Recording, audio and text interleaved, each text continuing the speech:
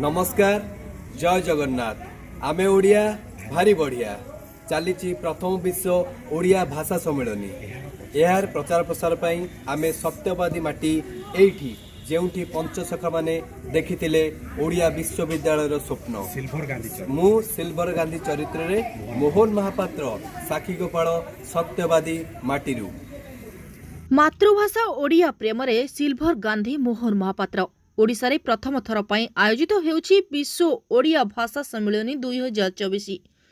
February 3 रु 5 तारिख पर्यंत आयोजित ओडिया भाषा सम्मेलनी प्रचार प्रसार निमंते सिल्वर गांधी चरित्र रे अभिनेता मोहन महापात्र प्रयास को सत्यवादी रे भूरी भूरी प्रशंसा करिसेंते जनसाधारण। सिल्वर गांधी चरित्र रे अभिनेता मोहन महापात्र केतेबेले कोरोना महामारी समय रे सचेतनता एवं मास्क बंटन करी हेउ बा स्वच्छ भारत कार्यक्रम रे स्वच्छता वार्ता प्रदान करी हेउ अन्य केतेबेले महामहिम राष्ट्रपति को देखा करने को जाई लोकाभिमुखी वार्तार प्रचार प्रसार पई पुरी रु दिल्ली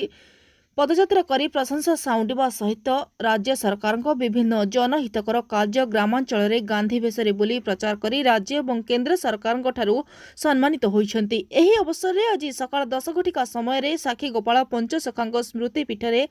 पहुंची पंचसखांग समाधि रे पुष्पांजलि प्रदान करने सहित पंचसखांग ओडिया भाषा पई अतुलनीय अवदान एवं उत्कलमणि पंडित गोपबंधु दासंको पई ओडिया विश्वविद्यालय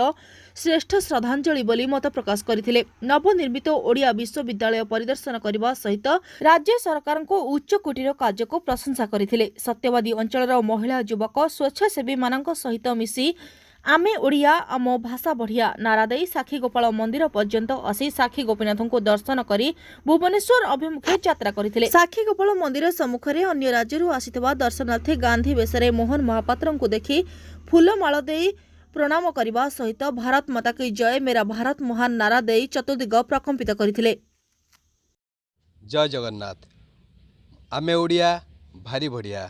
चली प्रथम विश्व ओडिया भाषा सम्मेलनी ओडिया भाषार प्रचार प्रसार पई गाँरु पंचायत रु सहर पर्यंत सबुठी उत्सव लगी रही